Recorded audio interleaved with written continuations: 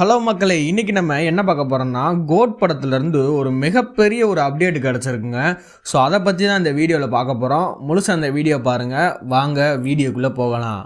Code படத்துல வந்துட்டு first single வந்து ரீசென்ட்டா ரிலீஸ் ஆயிருந்துச்சு. நல்ல ட்ரெண்டிங்ல போச்சு. நல்லாவும் இருந்துச்சு சாங்கு. யுவன் சங்கர் ராஜா நல்லா பண்ணியிருந்தாரு. ஸோ அடுத்தடுத்த அப்டேட்ஸ் எப்போ வரும் அப்படின்னு சொல்லிட்டு நம்ம எதிர்பார்த்து கொண்டே இருக்கோம்.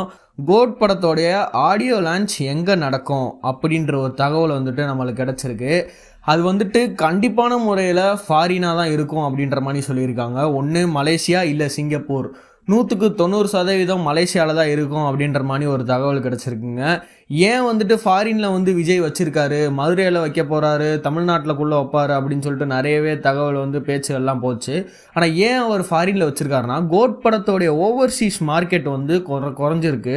ஸோ அதை இன்க்ரீஸ் பண்ணுறதுக்காகவும் டிக்கெட் வேல்யூ வந்துட்டு ஃபாரினில் இன்க்ரீஸ் பண்ணுறதுக்காக தான் கோட் படத்தோடைய ஆடியோ லான்ச் வந்து ஃபாரினில் வைக்க போகிறதா ஒரு தகவல் கிடச்சிருக்குங்க. ஸோ எப்படி இருக்கும், ஏன்னா விஜய் வந்துட்டு அரசியலுக்கு அறிவிச்சிட்டாரு. ஸோ அந்த ஸ்பீச் எப்படி இருக்கும் ஆடியோ லான்ச்சில் அப்படின்றது நம்ம எதிர்பார்த்து கொண்டே இருக்கலாம். ஸோ எனக்கு ரொம்ப ஈகராகவே இருக்குது. ஆடியோ லான்ச்சில் அவர் என்ன பேசுவார், என்ன விதமான ஆடியோ லான்ச்சாக இருக்கும், யுவன் சங்கர் ராஜா இது விஜய் காம்பினேஷன் எப்படி இருக்கும், வெங்கட் பிரபு யுவன் சங்கர் ராஜானாலே பெஸ்ட்டாக இருக்கும். ஸோ எப்படி இருக்குன்ற ஒரு ஈகர்னஸ் நிறையவே இருக்குது. உங்களோட கருத்து என்னன்றதை கமெண்ட்டில் சொல்லுங்கள்.